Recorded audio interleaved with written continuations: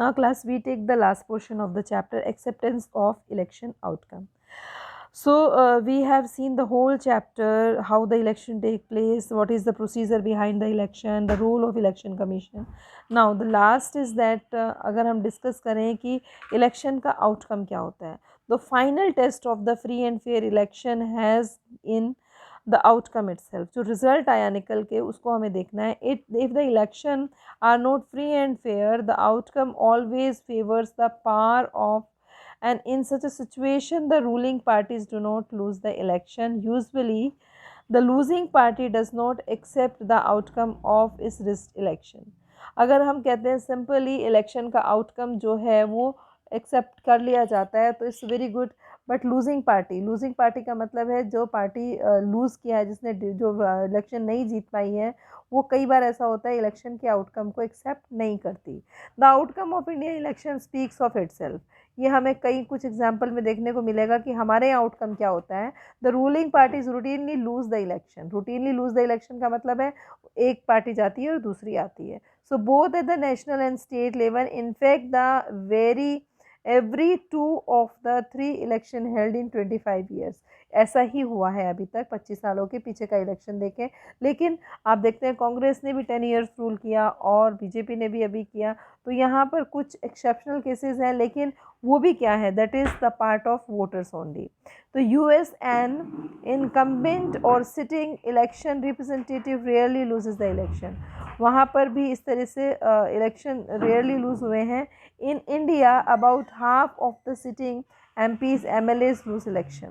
So candidates who are known to have spent a lot of money buying votes and those with known criminal connection often lose election.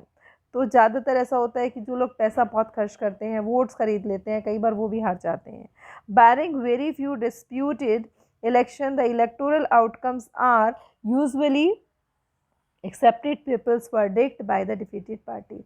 तो कई बार ये है कि इन सब चीज़ों को लड़ाई झगड़े होने के बाद में भी वर्डिक्ट जो निकल के आता है, लोगों ने जो वर्डिक्ट दिया है, न्याय दिया है कि रूलिंग पार्टी डिफीट करती है और जो आपके इलेक्शन जो कंटेस्ट किए हैं वो पार्टी विन करती है.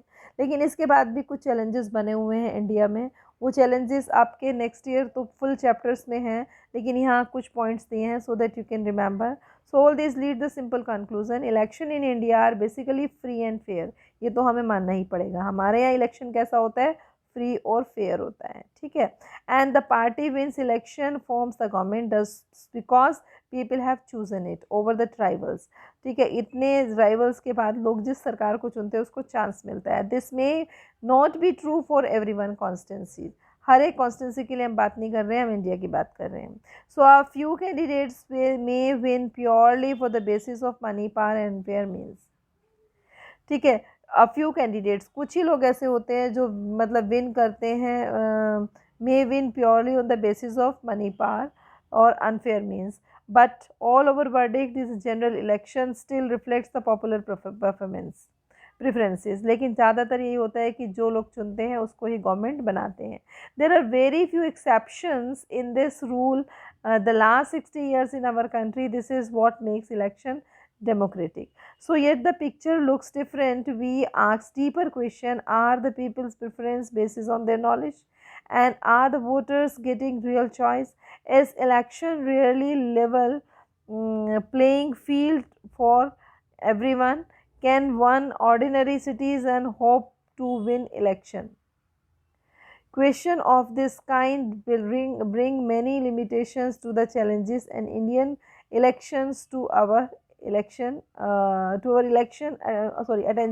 So this includes like candidates and parties with a lot of money may not be sure that their victory, but do enjoy a big and unfair advantage over smaller parties and independent. तो यहाँ पर है जो candidates हैं, जो parties हैं, जो election के टाइम पर काफ़ी मनी स्पेंड करते हैं विक्ट्री लेने के लिए और big enjoy big and unfair advantages over the smaller parties. तो इसमें क्या होता है कि स्मॉलर पार्टीज़ ग्रो नहीं हो पाते, छोटे पार्टीज़ ग्रो नहीं हो पाते और बड़े पार्टी ही इलेक्शन लड़कर रह जाते हैं। कुछ पार्ट में क्या है, कंट्री में candidates with criminal connection have been able to push other out of the electoral race and secure the ticket from the major party. Election मतलब मनी क्रिमिनल कनेक्शन होने की वजह से या मसल्स पावर या फिर आप कुछ भी आप कहें अपना स्टेटस जो भी है उसकी वजह से वो टिकट ले लेते हैं, लेकिन ये भी एक तरीके का चैलेंज है, it should not be there.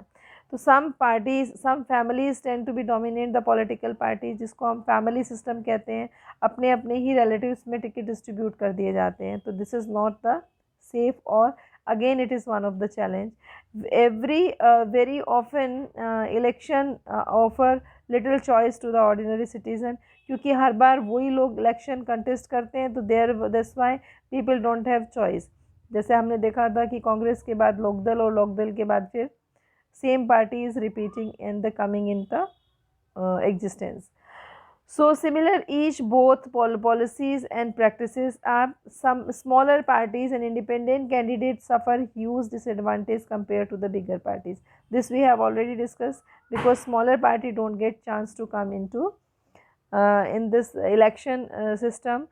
So these challenges existed not just in India but in many established democracy, and these deeper issues are matter of concern those who believe in democracy. That's why citizens, social activists, organizations have been demanding reform of our electoral system. To this we read in next year the political party and their reform system. So there is a great need to reform the system. So you will think some reform and what the ordinary citizen face these challenges. So this chapter get finishes over here. Now take the reading and you will do the question answer and extra questions. Okay, thank you. Have a nice day.